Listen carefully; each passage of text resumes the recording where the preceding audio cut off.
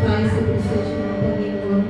Tayo pong lahat ay lumuha at tumigil, tumako po tayo sa panalangin. Hallelujah, Jesus, hallelujah. Panginoon, salamat po Panginoon sa oras nito na binigay mo po sa amin upang dumako sa bahay-sambahan ito, Panginoon. Salamat po, God, dahil muli ay sama-sama kami sasama sa iyo, Lord. Nagpupuri sa iyo, Panginoon, at mag-aaral ng iyong banal na salita.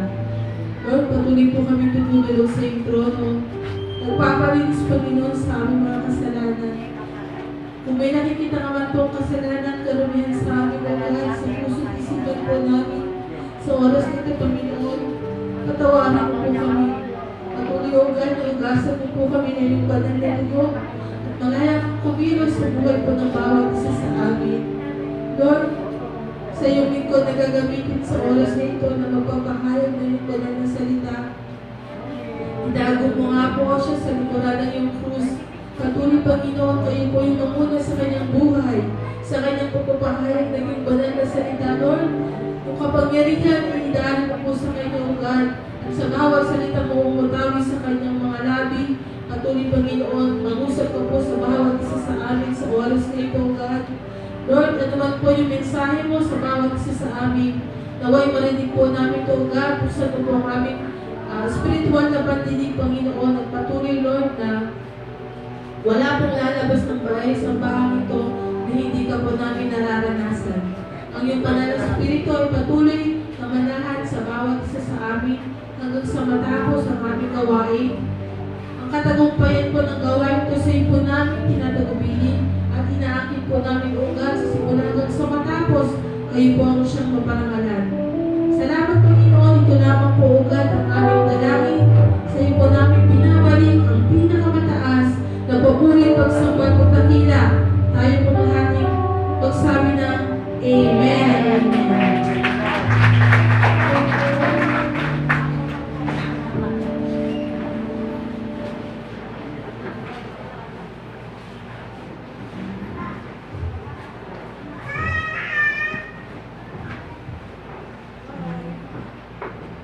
Muli po sigaw po natin, Jesus! Ayan. Pampalakas po natin. Ayan. Isang magandang umaga po sa inyong lahat. Isang pribileyo na naman po na kung saan ay nandito po ako sa inyong harapan. Ang ating pong pastor ay nasa Pantabangan at ang ating campaign minister po ay nasa Ipatulaw, si Brother. Kaya po, ako po yung naatasan ng Panginoon na tumayo sa inyong harapan. Huwag po ninyo akong tingnan. Huwag po ang aking pagkatao. Kung sino man po ay nakatayo sa inyong harapan, ako po ay inutusan lang po ng Lord. Kaya po, sa oras po ito ay ang Diyos lang po ay maparangalan sa buhay ko. Kaya po sa oras na ito, Lama mo na. Ayan. isipin po natin sa oras po ito. Ito po yung oras na kung saan, yung panahon na tayo ay nasa new normal process sa mundo ito at sa bansang ito. Ang Diyos po ay may new normal guidelines para po sa ating mga Kristiyano. Dahil ang pabaganto po, the new normal guidelines for Kristiyano.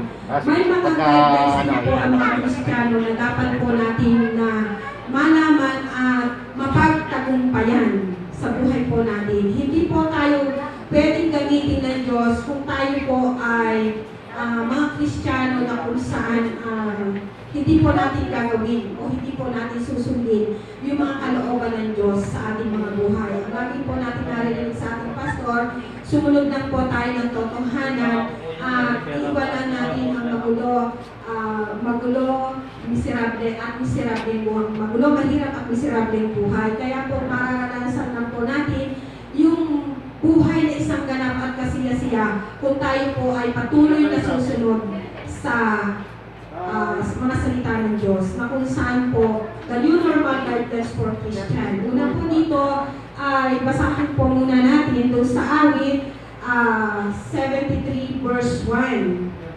Yan, sino po may mga Bible. Sabi po dito, kay buti ng Diyos sa taong matulis, sa lahat ng taong ang puso'y malinis. Dahil ang number 1 po natin sabi dito, wash your heart with God's love. Pahugas daw po tayo ng ating puso sa ating Diyos na kung saan yun din yung bigay ng pag-ibig sa atin, yung pag-ibig na lumula sa ating Panginoon Jesucristo, na kung saan nung tayo po ay tumanggap sa ating Panginoon Jesucristo, napakarami po, bago po tayo tumanggap, napakarami po natin mga nagawang mga kasalanan na hindi karapat-dapat sa harapan ng Panginoon. Pero nung tayo po ay nakakilala sa Kanya, na bago po yung takbo ng ating buhay, naging masaya, may kapayapaan, may kagalakan, at anuman po yung hinihingi natin o hingin natin sa Panginoon, agad-agad po itong ibinibigay ng Panginoon. Amen po. Sa lahat po ng mga Kristiyano, na lalo po ngayon na nasa new normal tayo, kailangan po, lagi po tayong magpalinis sa harapan ng Panginoon, lalong-lalo na po yung ating puso. Napaka-delikado po kasi ng puso, na kapag ka ang puso ay nagdamdam, ito po ay isang pinagsusulat ko na yung mga bata. Hindi po diringgin ng Panginoon lahat ng ating mga dalangin kung tayo ay may kasalanan sa puso. Sapagkat sabi doon, ang kasalanan ay nagiging hadlang, kaya hindi po dinirinig ng ating Panginoon yung ating mga dalangin. Pwede po bang dinggin ng Panginoon yung mga kasalanan ng puso? Hindi po. Kailangan po magpalinis tayo araw-araw. Wala naman pong perfectong Kristiyano. Lahat po tayo nagkakasala dahil tayo po ay nasalaman pa. Lahat po tayo ay nagkakasala. Kaya sa bawat pagkakasala natin, kapag po alam natin na ito ay kasalanan, agad-agad po humingi po tayo ng tawad sa Panginoon. Agad-agad po na tayo ay humingi ng tawad sa Panginoon. At ang sabi po, number 2 po, sabi nito, keep social distance from evil. Na kung saan po, lumayo po tayo dun sa mga gawa ng kaaway. Lumayo tayo dun sa mga tao na makahahawa sa atin, sa makasanlibutan gawain. Sabi po dun sa Job 28 verse 28, sabi nito, at sinabi niya sa tao, matakot ka kay Yahweh, magtatamong kaalaman, magiging matalino ka kung ang samay lawayan. Sabi po dito ay matakot ka kay Yahweh. Kailangan bawat isang Kristiyano magkaroon ng takot sa Diyos. Na kapag alam na alam mong kasalanan, lumayo ka na po. Yung iba, alam mo ng kasalanan, pilit at pilit ka pang pahahatap. Baka kagalitan ko nila. Lalo po ngayon sa new normal natin, halos nasa bahay na lang po ang karamihan. Nasa bahay po sapagkat minsan po sa isang pamilya, ginagamit ang pamilya mo, ginagamit ang asawa mo, ginagamit ang anak mo para magkasala ka. Pero ano po ang dapat natin gawin? Para po maiwasan natin na tayo ay hakamin ng kasamaan. Kailangan po dito ay maging matalino po tayo. Maging matalino po tayo at kapag ka po nararamdaman po natin na tayo po ay inis magagalit na, kailangan po yung pananalangin. Yung rugtog na pananalangin na kung saan hindi po kayang dinggin ng Panginoon yung mga panalangin, sabi ko nga po kanina, na kung saan ay may kasalanan tayo. Yung puso po kasi natin napaka-maselang bahagi ng ating katawan. Ito po yung puso na maraming nakaunting salita mo lang, makarinig ka lang po sa katabi mo or sa mga nakapaligid sa iyo na sasaktan mo. Pero tayo bilang mga isang Kristiyano, kailangan mayroon na tayong pusong mapagpakumbaba. Amen po. Mayroon na tayong pusong mapagpakumbaba. At pangatlo po dito ay avoid the crowd of weaknesses and wickedness. Yung pag-iwas po natin talaga sa kasalanan. Dun sa mga tao na kung saan sabi nga po nung isang araw may nagtulong po na kung ikaw po ay gusto talagang mabago, umiwas na po sa toxic na kung saan nagdadala sa iyo ng kasalanan. Amen po. May mga barkada po tayo na lagi ko po kasi sinasabi ko sa anak ko, sabi ko, okay lang, hindi ako namimili ng barkada. Pero, mamimili ka ng barkada na kaya mo siya talagang sa Panginoon. Hindi ikaw ang barkada. Kailangan po bilang mga Kristiyano, tayo po yung makadala sa harapan ng Panginoon. Tayo po yung makainganyo, makahikayat ng mga unbeliever. Hindi po tayo makahikayat sa sanlibutan. Hindi po tayo pagkadala sa daloy o takbo ng sanlibutan. Kailangan po, mayroon po tayong pagpipigil sa sarili natin. At kapag ka po alam na alam natin yung tao ay nagkakasala o makasalanan yung taong iyon, pwede rin po yung taong iyon na kaya mo nakakasama, kaya pinahintulot ng Diyos na yung taong iyon ay makasama mo para ikaw yung maging instrumento at daluyan ng pagpapala ng kaligtasan para madala mo po siya sa harapan ng Panginoon. Hindi po porket barkada mo po siya. Di po ba si Jesus nung siya po ay nangangaral ng mga salita, wala po siyang pinili. Ang bali, alagay po lang nakasalamuhan, hindi po siya nakasalamuhan. Pinakasalamuhan po niya ay yung mga masasamang tao, lero, yung mga kung saan ay yung mga masasama, na kung saan ay talagang doon siya nakasalamuhan. Tayo naman po ay kailangan lang po maging mahinag po tayo. Kailangan po, alam po natin na kaya dinala ng Diyos ang taong yun sa iyo, kaya mo natin barkada, o kaya mo natin kaibigan, hindi po para hikayatin kami. Kundi ikaw yung maghikayat sa kanya sa kabutihan. Amen po. Ngayon po ay nag-aaral po tayo ng NDT-BA na kung saan po ay napakarami po natin mga dapat gawin. Napakarami po natin dapat gawin sa ministeryo ito na kailangan natin na ipahayag ang mabuting balita. Hindi po natin magagawa na magpahayag ng mabuting balita kung yung puso natin ay punong-puno ng buol, pagdaramdam, galit. Kailangan po, bago po tayo gamitin ng Diyos, kailangan magpapalinis po tayo sa ating Panginoon Jesucristo. Magpalinis po tayo ng kanyang Panginoon. Ang Panginoon Jesucristo, lahat po ng kasalanan natin na ginawa, dinala na po niya sa krus ng Kalbaryo. Sa tuwing po ako manunood ng Passion of the Christ. Lagi po makakapanood ako kahit lagi po napapanood. Naalala po na kapag ka po napapanood po na sa bawat paghampas ng mga Udyo sa Kanya, naiiyak ako dahil ang sabi ko, Lord, sa bawat hampas, sa bawat patak ng dugo na nakamit mo, may isa po akong kasalanan doon. May kasalanan po ako dyan. Sana po bilang mga Kristiyano, isipin po natin na kaya tayo iniligtas ng Panginoon para yung mga tao na kakasalamuhan natin. Kung sino man po ay nagkakasala, tayo po yung maging instrumento para dalhin sila sa harapan ng Panginoon. Amen po. At sabi pa po dito ay yung pagkahawa sa kasalanan na kung saan sabi dito ay tinatakpan ng gawa ng kaaway yung mga maling katuruan.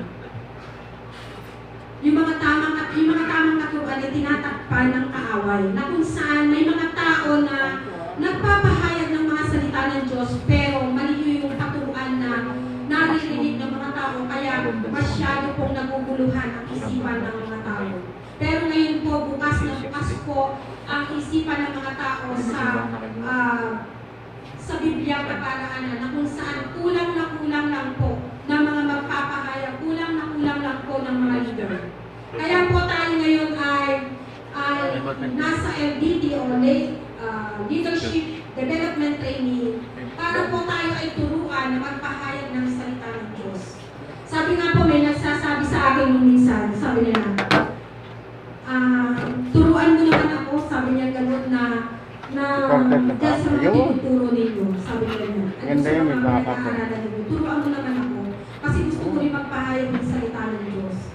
Alam mo naman sa totoo lang po, nung kauna-unahin po, ngayon ko lang naisip yan, dapat pala noon po, no? Nasubukan ko din po tumayo na mag-Bible study na ang ibinigay lang po sa akin ay verse lang po. Pero sabi ko, Lord, hindi ko po alam kung paano ko po ipipreach o paano ko po bibigyan ng diin ang mga salitang itong ibinigay ninyo. Pero kapag ka po may desire, pag nanais kang sumunod sa Panginoon, kahit po ikaw ay walang alam, kahit po ikaw ay walang pinag-aralan, ikaw ay bata, ikaw ay matanda, kayang-kaya lahat ng mga ano, kayang-kaya mo po i-ano ko sa iyo, ha? Para Amen i-edit po. mo, ha? Kagabi Nasa nga YouTube po, ay nasa sabi YouTube ko kasi yung iba. magdamag po ako talagang Oo, hindi dadam. makatulong. Tatlong Para topic po yung ma-edit. talagang pinag-aaralan ko, pero ginulo ako ng kaaway. Ginulo ako ng kaaway. Wag yan, tuwing babasahin ko po yung Pagkano isang kukuha ko, topic, kukunin ko lang yung wag yan. messenger mo, ha? Tapos, mayroong pagkakataon na talagang nag-pray po ako na nag-pray. Ito pong topic po kasi ito. Itinuro ko po sa Satan. Sabi ko, Lord, paano ko i-deliver ang topic na ito sa kanila? Bagamat na i-deliver ko na po ito dun sa Satan. Pero Lord, gumawa ka po ng panibagong mensahe para sa kanila. Para sa mga taong umattend ngayong umagang ito. Tayo po ay tinuturuan ng Diyos. Tayo po ay binibigyan ng pagkakataon ng Diyos para po tayo ay kumilos, tumulong sa ministeryo ito. Hindi po kaya ng ating pastor mag-isa, hindi ilan lang po yung mga manggagawa na kung saan ay talagang nakakatulong ng ating pastor. Ito po yung isang bigatin ng isang pastor, yung gawain na kung saan lalo na po ngayong bumaba po yung ating attendee. Lagi po sinasabi ng ating pastor, tulungan niyo ako. Kaya nga po, isang kalakasan ko po na kapag sinabi na po ni pastor na tulungan niyo ako, kahit po ako ay may problema, may pagsubok na pinagdadaanan, pilit at pilit po ako na talagang gusto ko po na tulungan ang ating pastor sapagkat sabi ko, Lord, bagamat wala po akong alam, hindi po ako nakatapos ng pag-aaral, gagawin ko po kung ano po yung part ko at kung ano po yung pinagagawa mo po sa akin. Dumating po sa punto na kapag ka po kami ay nag-ministeryo, dumating po sa punto na halos nanghihina ako. Pero humihingi ako ng taas. Filipos 4:20. Ang lahat ng ito'y magagawa ko dahil sa lakas ng kaloob ng Kristo. Kay Kristo lamang po ako humihingi ng lakas, hindi sa tao. Hindi sa sarili ko. Hindi ko po kayang gawin ito. Minsan po may magsasabi, sino magtuturo? Pag sinabi ng si gano'n, hindi na po sila nakikinig. Sa totoo lang po, wag po kayong mamimili ng mga nagtuturo. Napakahirap pong gumawa ng mensahe, napakahirap pong magsalita sa harapan.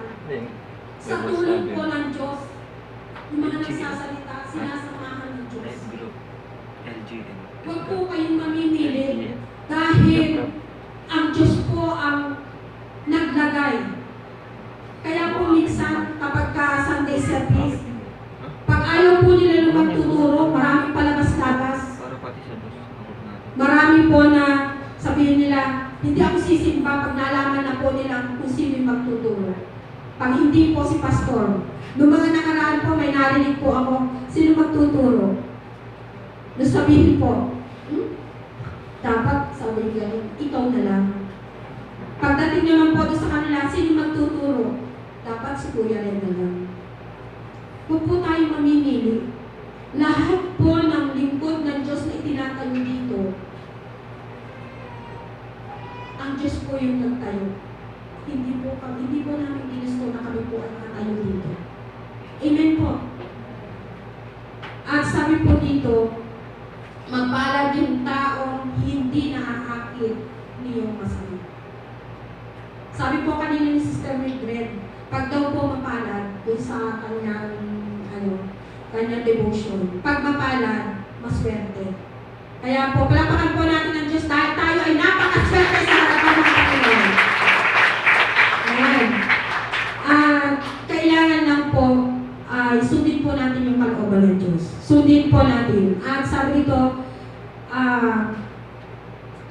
huwag po sabi nito, yung kung mayroon po tayong mga dati rin po ako naandun sa kabila, na kung saan po ay may mga pamahiin, may mga sinasamba. Huwag po natin yakapin na yung mga nakaugalian, dahil ito po ay isang pagkakasala na sa harapan ng Panginoon. Sabi po dito sa 2 Peter 2 verse 1, ayan,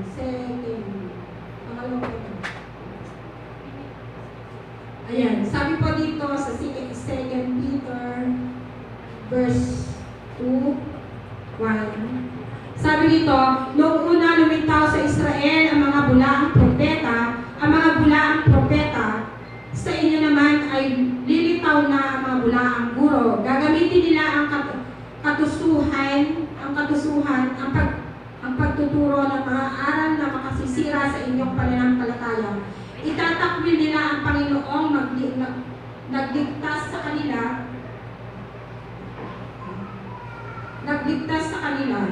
Kaya biglang darating ang kanilang kapahamakan. Ang sabi po dito ay maraming mga bulaang propeta o maraming mga bulaang tagapagturo na kung saan ay ililigaw tayo.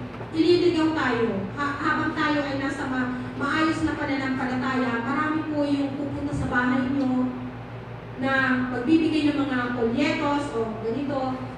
Subukan mo umaten sa ganito at minsan magbubukas sila ng Bible, babasahan ka, pero hindi mo alam, unti-unti nahihiwalay ka na doon sa isang tunay na pananampalataya.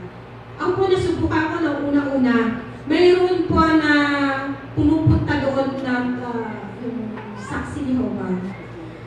Salamat sa Diyos dahil binigyan ako ng katalinuhan. Halos weekly po siya napunta doon, nagbibigay ng pamphlets, nagbabasa ng salita ng Diyos. Nung last po, at talagang naunawaan ko na si Jesus lamang yung tanging tagapagligtas, maliban na siya ay tanggapin natin. Alam po ninyo, nung dumating po yung punto na nangyari yun, talagang ang sabi ko na po sa kanya, sis, huwag ka ma-open. Dahil sa totoo lang po, alam ko na po ang katotohanan. Sapagkat si Jesus lang po ang katotohanan, ang buhay at wala pong makararating sa Ama kundi sa pamamagitan niya. Alam po rin yung time po na iyon, sabihin ko po yun, nung tinais ang likuhan, hindi na po siya bumalik. Kailangan po maging matalino po tayo sa pagharap dun sa mga tao na kung saan ay pumupunta po sa bahay natin para magpahayag ng salita ng Diyos. Alamin po natin kung yung kanyang sinasamba ay Trinity. Amen po.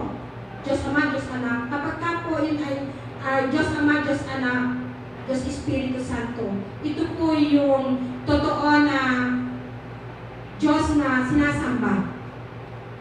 Si Yesu Cristo lamang. Na kung saan sabi dito, kailangan na maging matalino tayo. Huwag natin isipin na, baka mapahiya. Baka ano sabihin sa akin kapag hindi ko siya hinarap. Mag-pray po tayo. Pag-pray po natin na lahat po nung gagawin po natin ay kailangan po ayon po sa kalooban ng Diyos. At sabi po dito, sanitize your life with the Word of God. Sabi dito, yung buhay daw po natin ay lagi natin ipa-sanitize sa salita ng Diyos. Na kung saan sabi dito sa awit, verse 1 and 2, verse 1, 2, sabi dito, nagagalak siyang laging magsalisik ng banal na salita, ang utos niya, ni Yahweh, siyang binubulay sa araw at gabi. Kailangan may kagalakan po tayo, kapag po tayo ay nagbabasa ng salita ng Diyos, kailangan po yung para tayo nagbabasa ng comics, ninanamnam natin, ano ba yung mangyayari sa mga susunod na episode. Amen po. Kailangan may kagalakan tayo. At sabi pa rin po dun sa Joshua 1:8 na kung saan po ay kapag ka po lagi tayo nagbabasa ng salita ng Diyos, ito po yung pwedeng mangyari sa mga anak ng Diyos. Sabi nito, huwag ninyong kaliligtaan basahin ang aklat na iyon, dili-dilihin mo araw-gabi upang matupad ang lahat ng susulat doon sa gayoy, giginhawa ka at magtatagumpay.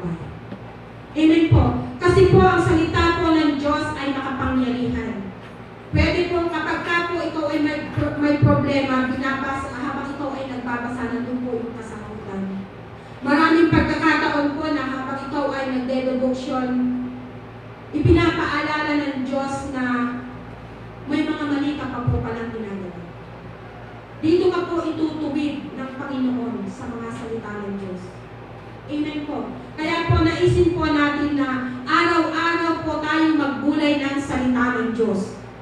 Paggising pa lang po natin, kailangan po Bible po yung hawak natin, hindi cellphone. Minsan po kasi nadidistract ng gawa ng kaaway na kapag tumunog na po yung cellphone sa umaga, mas uunahin pang damputin yung cellphone kaysa Biblia.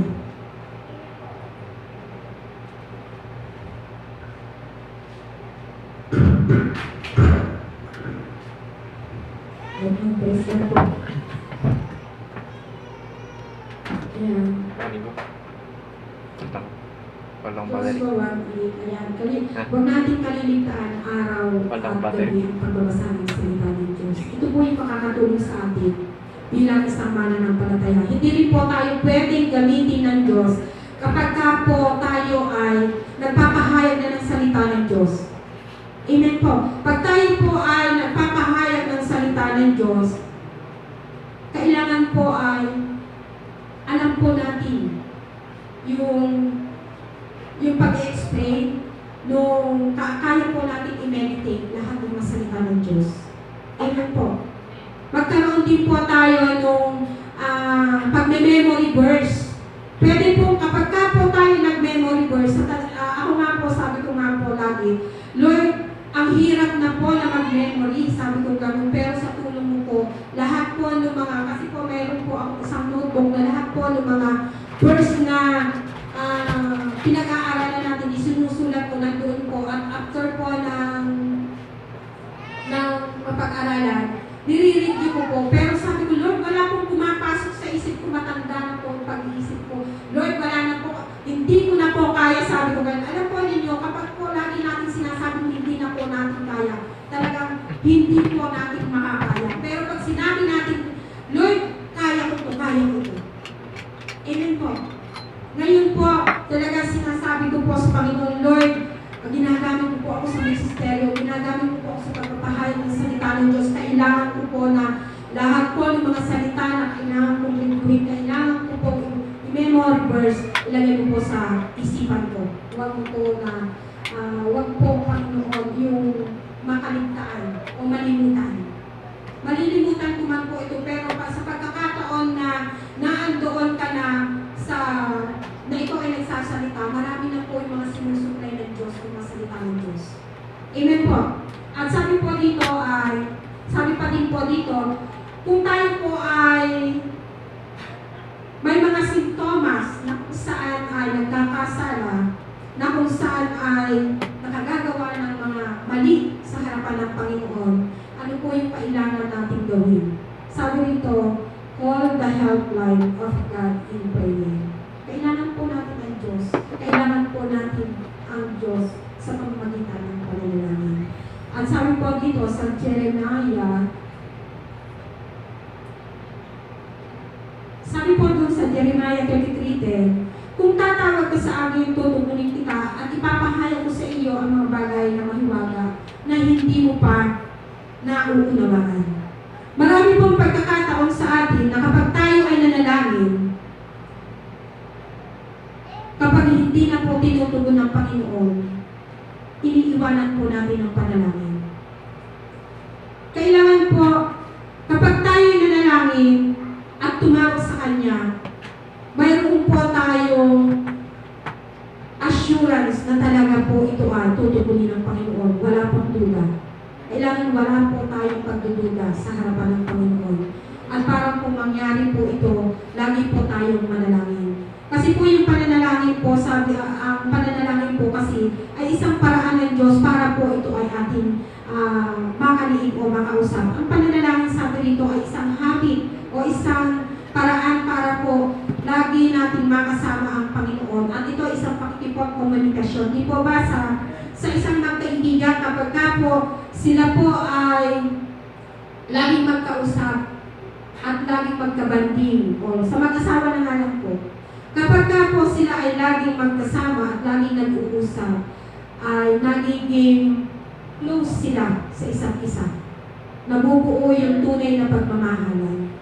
Ganun din po sa harapan ng Panginoon. Kailangan sa ating pananalangin, kapag tayo ay may mga pagsubok, problema na pinagdadaanan, kailangan ay hihingi tayo sa Panginoon at tatawag sa Panginoon. At kailangan ay lagi yung ating pananalangin. Kung ano man po yung pagsubok na pinagdadaanan natin, lagi po sinasabi ko, kahapon po, nag-aral po kami patungkol po sa prayer, na kapag ikaw ay may problema, kailangan po na ang paraan po dito ay isang prayer and fasting. Pag matindi po yung problema mo, na gustong-gusto mo na tumunin ng Panginoon, gumawa ka po ng paraan para po makapag-prayer and fasting. Amen po. Mag-prayer and fasting po tayo. Ngayon po, ang lahat po ng mga workers ay inaanyayahan po na mag-join po sa prayer and fasting, partial at saka sa full fasting. Na kapag ka po tayo ay nag-prayer and fasting, kapag tayo ay gagamitin ng Diyos, ang Diyos po ay ibibigay, susuplay lahat ng iyong pangangailangan. Amen po. Maging ang katalinuhan, karunungan, ibibigay po iyan ng Diyos. Kasi po isa po iyan sa pag po bumaba ang banal na Espiritu sa iyong buhay, kahit wala ka pong alam, kahit bata ka, pwede ka po mag-share ng Word of God. Amen po. Alam po ninyo dun sa mga isang testimony na po, sa mga hinahawakan ko po ng mga bata sa dive. Mayroon po nung lagi niyang sinasabi na tita Nancy, sabi niya, pwede bang magpastor ang pulis? Oo naman, sabi ko nun, bakit? Gusto ko po kasi na magpastor. At yun po yung isa na kung saan ay nag-memory verse po dito. Yung nag-memory nung 12 memory verse na inano niya. Minemory dito, na kung saan, sabi niya, gusto ko pong magpastor, sabi niya gano'n. Alam mo, ang paraan para ikaw ay maging isang pastor, magpakabait ka, sumunod ka sa magulang mo, isang paraan ito para makasunod ka sa maliit na bagay. At natutuwa din po ako doon sa mga bata doon. Sabi ko ako sa asawa ko, tuloy kami lalabas, ayaw kong lumabas, sabi ko. Bakit? Kasi nandun na naman yung mga bata. Bakit?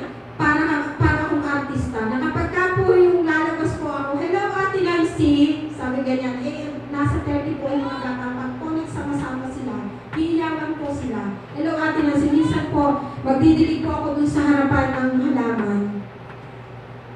Yung pong mga bata dun sa kapitbahay na ganyan, hihiyawan Ate Nancy, tapos, hello, sabi ko ganyan, gano'n na po ako. Tapos nung time po na nakayuko ako, may isang batang lumapit po sa akin. May inabot na po ako. Naiyak po ako nung pabasa ko. Nung inabot po sa ano ito? Basta pinabibigay po ng mga naandun na bata. Sabi ko isang bata. Basahin ko daw po. Nung buklatin ko po, sabi po nila dun sa sulat, Dear Ate Nancy. Ganun po Dear Ate Nancy, salamat po. Dahil ikaw po yung naging teacher po namin, naging guru po namin sa Bible study. Salamat po dahil po natuto na po akong magligpit, natuto na po akong maglaba. Ganun po yung ano nila. Tapos hindi na po kami sumasagot sa aming nanay. Alam po nung naiyak ako lang, salamat po. Dahil sa mga bata ko dito, alam ko po na kahit sa maliliit na bagay na nakikita nila sa pagtuturo ko, na andoon yung pagsunod nila. Nagpapasalamat po ako dahil sa mga bata ko na minsan pagpupunta po sa bahay, mismo sila po kahit pag minsan po ay nangihina po ako at parang ayaw ko magturo. Alam po niyo, pupunta po sa bahay. Mga excited na excited sila. Sabi nyo, Ate Nancy, Bible study na tayo. Every week po yun. Every week po, Bible study tayo. May pupunta po doon. Anong oras pong Bible study? May isang bata po doon na lagi po siyang nag-aakit ng mga kalaro niya. Lagi po siyang nagdadala ng mga kalaro niya doon. Iipunin po niya lahat ng mga bata doon sa diet. At kapag ka po naipon na, saka po ang matulog. Kapag ka po kumilos ang Diyos sa pwede po dalhin ng Diyos lahat ng mga tao na kapaligid sa atin. Huwag po natin ikahiya ang pag-share ng Word of God. Huwag po natin ikahiya at huwag po tayong matakot. Ang Diyos naman po ay tapat at banal na lahat po ng mga nagawa natin. Minsan po kaya hindi tayo makasunod sa Panginoon. Lord, makasalanan pa po ako. Minsan may narinig ako, uy, ano ka na? Mag-serve ka na sa Lord. Minsan sabi nung minsan nakausap ko, hindi, ayaw ko. Sabi niya kasi masamang tao pa ako, hindi pa ako ganap na nababago. Alam mo, unti-unti yan. Hindi naman po yung biglaan. Dito nga po sa atin, mayroon po dito na kapag ka po pumasok, may mga issue pa, pero hindi po pinipigilan ng ating pastor, hindi po pinipigilan ng mga miyembro na, uy, hindi ka pwede dito dahil ikaw ay makasalanan pa. Lahat po dito ay welcome. Lahat po dito ay kailangan ng Diyos. Amen po. Doon nga po, isang testimony po at isang encouragement lang po sa inyo. Hindi ko po sukat akalain. Noong nakaraang Sunday po, nag-testimony si Hazel Nelson na kung saan po ay binigyan po namin ng pagkakataon. Hindi na po naman din sa time na ako ay nagtuturo. Noong nag-testimony po siya, after po nung kami po ay mag-Sunday na tapos ang Sunday service. Isang testimony po niya na noong daw pong kauna-unahan na buksan ang Bible study doon sa Setan, ay isang talamak siyang magsusugal. Sugalera po siya.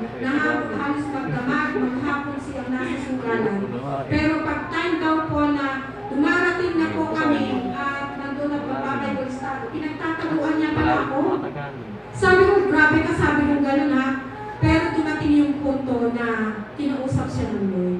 Dahil sa tuwing po na sa pagkakataon na kami pumupunta doon, hindi po ako nahihiya sa kanila na pumupunta po sa isang grupo nila ng mga magsusugal. Hindi ko po sinasabi, uy, bawal yan. Hindi ko po sinasabi, dahil sabi ko lang po, uy, attend naman kayo ng Bible study, subukan ninyo. Lagi ko po sinasabi gano'n, na kung saan po ay talagang nangusap po ang Panginoon. Dumating yung punto na pinahintulutan ng Diyos na magkaroon sila ng mga problema, mga pagsubok, pero dumating yung panahon na yung pala yung magiging way para maiwanan niya yung masasamang gawa niya. Amen po. Tayo po ay kabahagi ng Diyos sa pagbabago ng maraming tao. Tayo po ay kabahagi ng Diyos para po doon sa mga taong nangangailangan ng kaligtasan. Ang kailangan po kahit po tayo ay bata, pwede po tayo magpahayag. Yung anak nga po niya nung nakaraang Sunday, nung nakaraang seminar po natin, ay natutunan po siya rin na kung saan yung mga sumpa doon sa isang pamilya, patungkol sa mga sumpa. Kapag ka ang magulang mo ay broken family, pwede rin po mangyari sa iyo.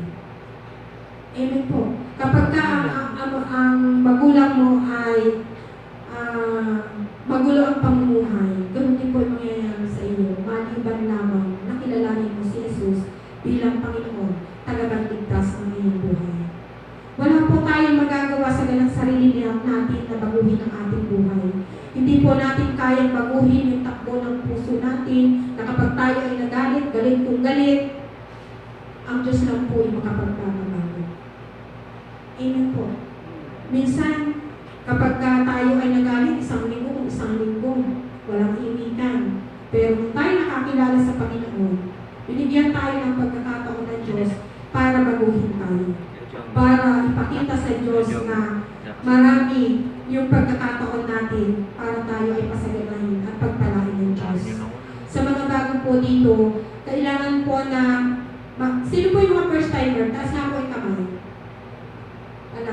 Ayan, ang dami po nila na kung saan po ay kailangan lang po na isuko po natin yung buhay natin.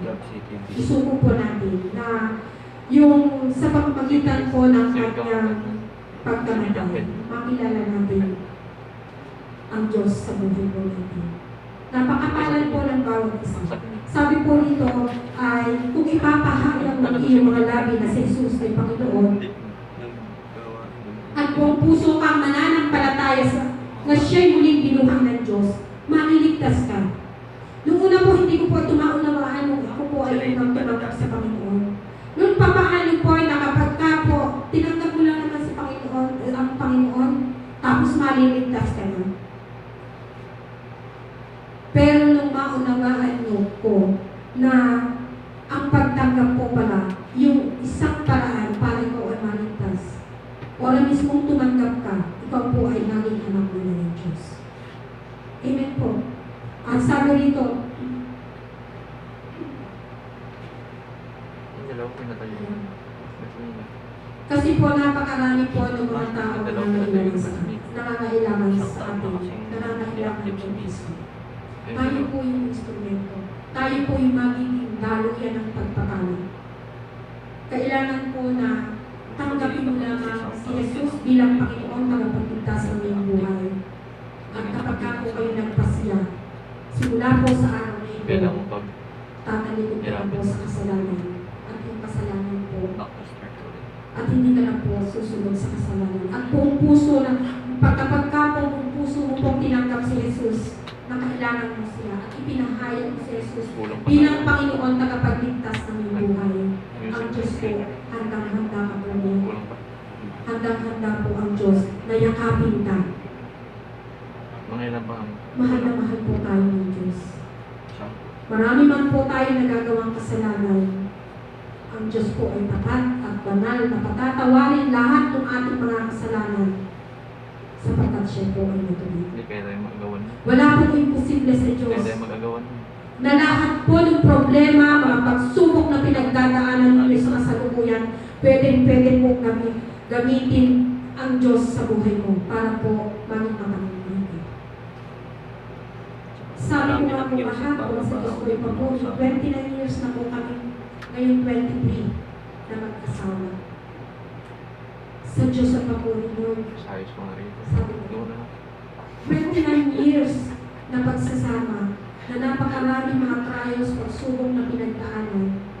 Pero salamat sa Diyos na andito pa rin po sa inyong harapan at naipapahayag ang salita ng Diyos. Sa bawat isa po sa atin, anumang po yung pagsubok na pinagdadaanan natin, kayang-kaya po yung ayusin ng Diyos kung buong puso po tayo mananampalataya at mananalig sa Kanya na lahat ng mga problema at pagsubok kayang-kaya po lutasin ng Panginoon. Natrabahuin ko ulit sa At kapag ka nananampalataya ka sa Panginoon, sabi ko noon, kung ipapahayag mo lamang yung kasalanan mo ng buong puso at mananampalataya na siya'y muling binuhay ng Diyos, maliligtas ka, mananampalataya ka lang, bawal yung maliligtas ginagawa. ka. Amen po. Kaya natin siya makarintay. Kaya sa oras po ito ay tayo po ay pinili ng Diyos. Tayo po ay maraming dapat magpanis sa church na ito. Yung akay mo, alaga ko kay Kristo, para kay Kristo. Invite ka. Sinito. Na kung saan, ito po yung isang paraan natin dito sa JIA na mag-akay ka lang po ng isang unbeliever. Ang gawin mo, share mo muna siya. At ito po ay iyong alagaan. Ito din po, halimbawa, mag-pray ka po ng 3 tao na pinapaisip sa iyo ng Diyos, na alam mo na siya po ay mapapahamak na. Mag-pray ka po Yung iba. na after 15 days, Wala. makakasama mo po siya dito. Manampalataya ka po, makakasama mo po siya dito. Kaya natutuwa po ako kay Ate Che, nandito po si Ate Che. Yan po ay Meron akong talaga isa, na po na kaibigan. gustong-gustong sumamba sa Kaso Diyos. sa Miracle sa Desactive. Natutuwa po kanina may nakausap po Hindi ako. pwede po talaga. na-advise si Pastor. Kaya nalapakan po natin ang Diyos sa buhay po Dahil mo ulit sa amin eh. na po niya yung kanyang Kailangan ito. ba? Na kung saan si Ate Che po Kailangan ay sa akin. nakapagluto po namin tuwing Kailangan mga niya yung anniversary ano, po. Pero yun ang bihira po kapag siyang niya. ma-attend dito. Ngayon po ay talagang naunawaan po niya na kapag totohanan tayo sumunod sa Panginoon, kahit ano po yung Sabi hirap niya, ng buhay, pwede po tayo pasangalanan ng Diyos. Nananampalataya din po ako na sa taon po ito ay lahat po ng mga pribileyo na Parang ganun gusto po pa- natin maranasan o gusto po natin makamit ay makakamin natin sa tulong ng ating Panginoon. At isa din po dito ng isang testimony ko po na dun po sa church po ng Ay, doon. Palagwanan, talaga pong last week po ng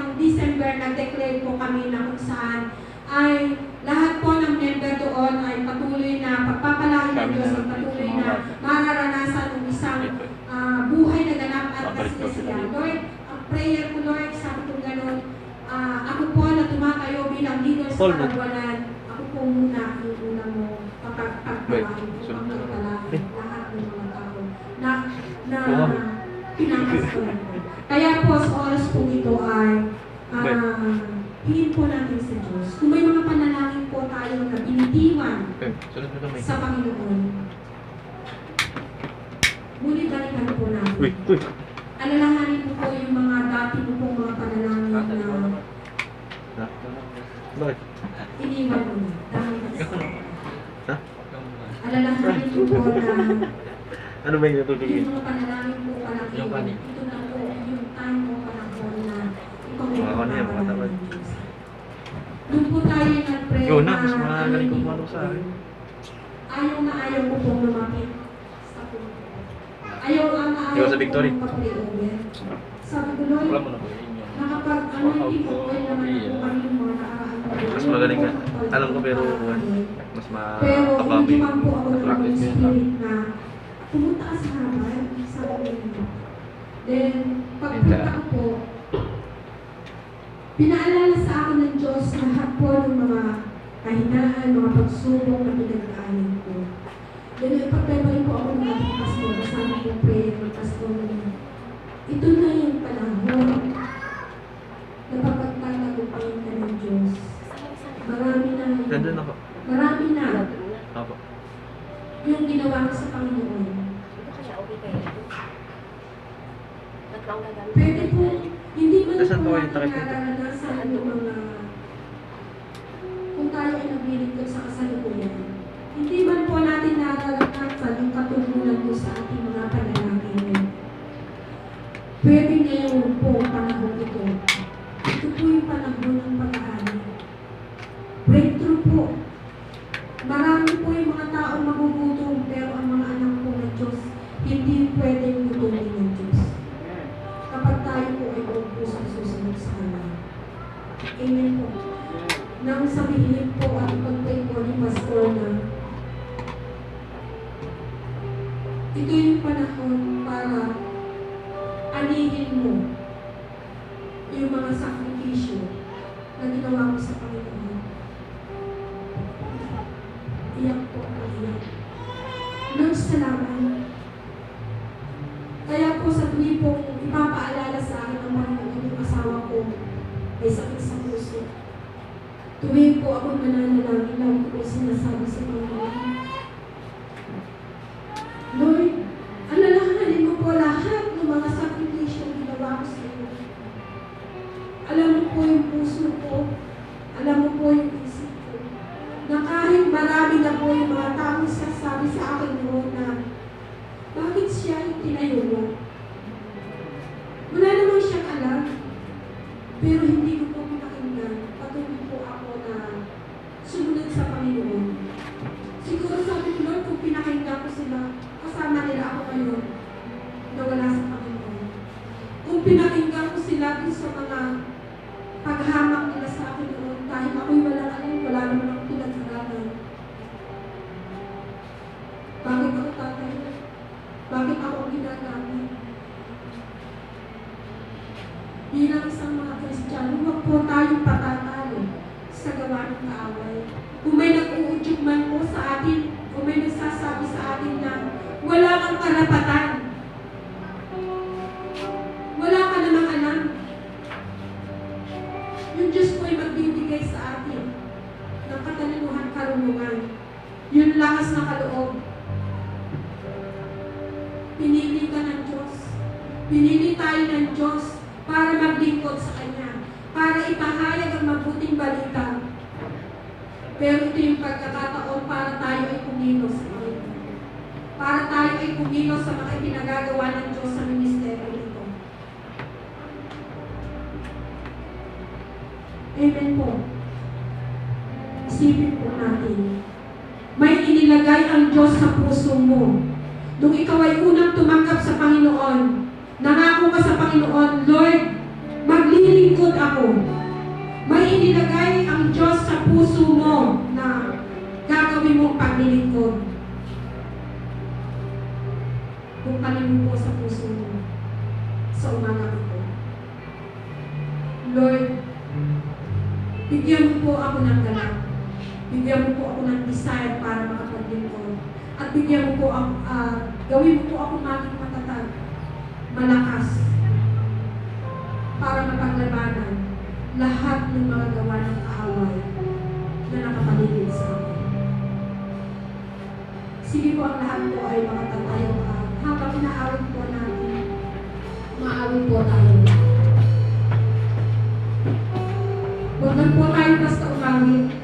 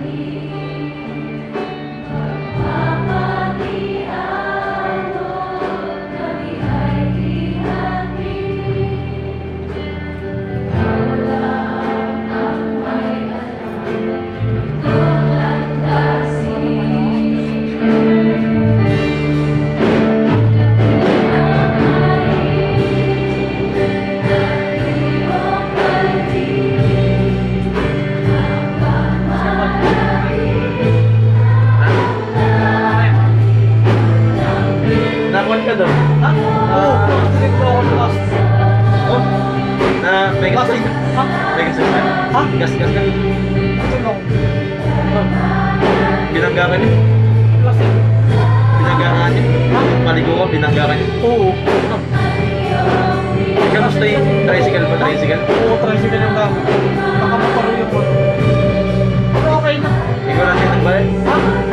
Ano, kahit ako lang may 5. Naawa ka na. Ha? Hindi siya may go. Oo, Kasi may violation yun. Yung kanya, mag-drive yun ng lasing. Oo, kawawa naman eh. Hulugan lang kasi yung motor niya. Tapos durog-durog pa yung motor niya. Plus pa yung gastos nung... Ikaw pala yung kala ko di ikaw. Plus pa yung na-accident ko na yung injury nung kasama niya.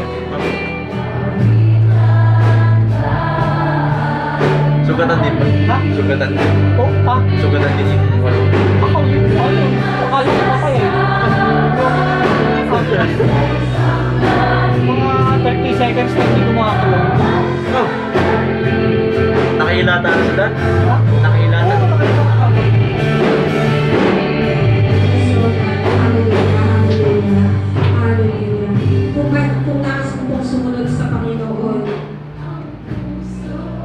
magpasya na po sa umagang ito. Gusto po ng Diyos na pagpalain ka. Gusto ng Diyos na mag-serve ka sa ministeryo nito. Ang Diyos po ay hinihintay ka para manumalik sa Kanya. Ibalik mo po yung dating alam, yung dating sigla, paglilingkod mo sa Panginoon.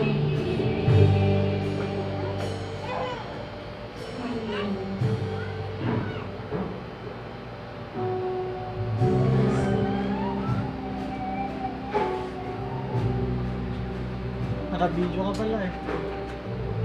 Kahit eh. Ha? Kahit eh. Sabi po din sa Kapalta ko yung sapagkat batid kong lubos ang mga plano para sa inyo. Mga plano hindi kasasama, kundi para sa inyo ikabubuti. Ito yung mga plano magdudulot sa inyo ng kinabukasan, punong-punong ng pag-asa. May plano po ang Diyos sa buhay po natin. Gusto po ng Diyos na tayo ay pagpalain, gusto ng Diyos na tayo ay pasaganain. Pero tayo po ang magpapasya. Tayo po yung gagawa para po tayo ay pagpalain ng Diyos. Hallelujah. Hallelujah, Jesus. Bless you, Lord. Lord, maraming salamat po, Panginoon, sa umagang ito. Salamat po, Panginoon, dahil ipinaunawa mo po sa amin, Panginoon, na ngayon po panahon ng new normal, Panginoon, kailangan po namin, Panginoon, mag-ingat sa lahat ng bagay.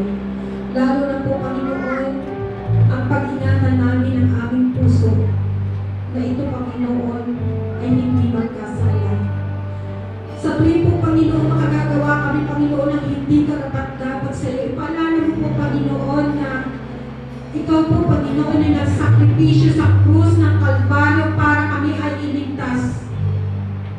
Pero, Lord, ito po yung pagkakataon para yung kaligtasan na kamit namin, Panginoon, ay maibahagi sa marami, Panginoon, hindi pa nakakakilala sa iyo. Lord, batid po namin, Panginoon, sa aming sarili na marami kaming pagkukulang, marami kaming, Panginoon, hindi nasusunod sa iyong kalooban. Sa mga oras na ito, Panginoon, patuloy na bigyan mo po kami ng mataas na antas ng pagkakilala sa iyo at mataas, Panginoon, na pagiging buo ang loob, Panginoon, sa pagpapahayag ng iyong mga salita. At Lord, yung katalinuhan, karunungan na nagmula lamang sa iyo, yung patuloy mong ipagkaloob sa amin. Bagamat, Panginoon, kami ay iyong mga anak, Panginoon, pero nandoon pa din po kami minsan nahihikayan ng sanlibutan ito. Lord, hayaan po, Panginoon, na kami yung makahikayat, Panginoon, yung mga tao na nakakasalamuhan namin na kung saan ay napapahamak na po pala. Kami yung maging instrumento, daluyan ng kaligtasan ng bawat unbeliever, Panginoon, na nakakasalamuhan namin. Lord, hayaan mo po, Panginoon, na kumilos ka po na makapangyarihan mong pagkilos sa aming mga buhay. Wala po kaming magagawa sa ganang sarili namin na baguhin ang aming sarili kundi lamang sa pamamagitan mo. Lord, sa umaga pong ito, ikaw po siya, Panginoon, laging mapaparangalan sa aming mga buhay kung gagawin lamang po namin ang iyong kalooban. Lord, hinihiling po namin na patuloy na pagpalaan po ang bawat isa. Hinihiling po namin, Panginoon, sa lahat po ng mga first timer na dinalo mo po sa lugar na ito. Manatili po sila sa lugar na ito upang lalo pa nilang maranasan yung isang buhay na galak at kasiyasiya. At dus po, Panginoon, sa mga katakiran po namin na kung saan ay nanalangin na wala pang katugunan. Lord, ipagawa po sa kanila na ito po yung panahon ng pagpapala mo. Ito yung panahon para kumilos na po sa kanilang mga buhay. Lord, hayaan mo po, Panginoon, na makita nila yung kadakilaan mo, makita nila yung kalwalhatian mo sa buhay nila at sa ministeryo nito, Lord. Maraming po salamat. At sa iyo po namin dati nakakatiwala ang mga susunod pang gawain. At ipinabalik po namin sa iyo yung mataas na papuri, pagdakila at pagsamba sa tanging pangalan ng Jesus. Amen and amen. Yan mga Siguro mga ganun. pwede po tayo. Amen. Ako po ulit. Sa text po, 2 Corinthians chapter 9 verse 6. Ito po ang sinasabi. Tandaan nyo ito, ang naghahasik ng kakaunti ay mag-aani ng kaunti. At ang maghahasik ng marami ay mag-aani ng marami. Ang bawat isa ay dapat magbigay ayon sa sariling pasya, maluwag sa loob, at di napipilitan lamang sapagkat ang ibig ng Diyos ay kusang pagkakaloob. Amen. Ito po ay yung pong pag naghahasik po tayo, hindi ko pa alam kung sino po yung magbubukit dito. Di po ba pag yung isang hektarya po ay siguro po, hindi tatantayin ko na lang po, siguro yung po isang kaban po yung binhit. Yung inihasik po niya ay 6 na kaban. Pero pag nag-ani po siya, mga 100 pong kaban. Ganun po yung pong pagtatanim po natin. Kailangan po magtanim po tayo dito sa ubasan ng Diyos para mayroon din po tayong kaanihin. Kung kakaunti po yung inihasik po natin, kakaunti Amen po. Ngayon po ay, pero po yung pagpupusang loob, yun po yung offering. Offering po natin sa Panginoon. Pagbabalik po at pasasalamat po yun sa ating Diyos. Mayroon po akong sa kabataan po dito, kabataan pa po kasi siya, si Engineer Jason, kung kilala niyo po. Yung pong tumutugtog po dito, ang gwapo nun. Gwapo po rin hanggang ngayon. Alam niyo po ba si Ate Donna, so leader po natin, maganda po yung boses. Maganda po siya. Iwan ko pong nakita niyo po siya. Alam niyo po ba yung kung siya po ay nagtanim po siya dito, ang itinanim po niya, ang lagi po niyang pangalangin pag nagbibigay po siya, makapasa po si Engineer Jason sa board exam. Alam niyo po, inaani po yung nila ngayon. Napakaganda na po ng trabaho ng engineer, maganda na po yung buhay nila, napakasigla po yung paglilingkod po nila sa Diyos. Kailangan din po natin naman yan yung paglilingkod po natin sa ating Diyos kasi kailangan din po natin tumanggap ng bunga para po maging masigla lagi po yung ating paglilingkod. Amen? Alam niyo po, may hindi pa akong nakausap nung nakarinig ko lang sabi sa gusto ko po ang itatext ko po isang 100,000. Alam niyo po, alam ko po, design po niya yung pakibigay sa Diyos. Pagpapalain po siya, ibibigay po yun ng Diyos sa akin para sa Panginoon. Yun po yung gusto niyang ihasik para po sa ubos ng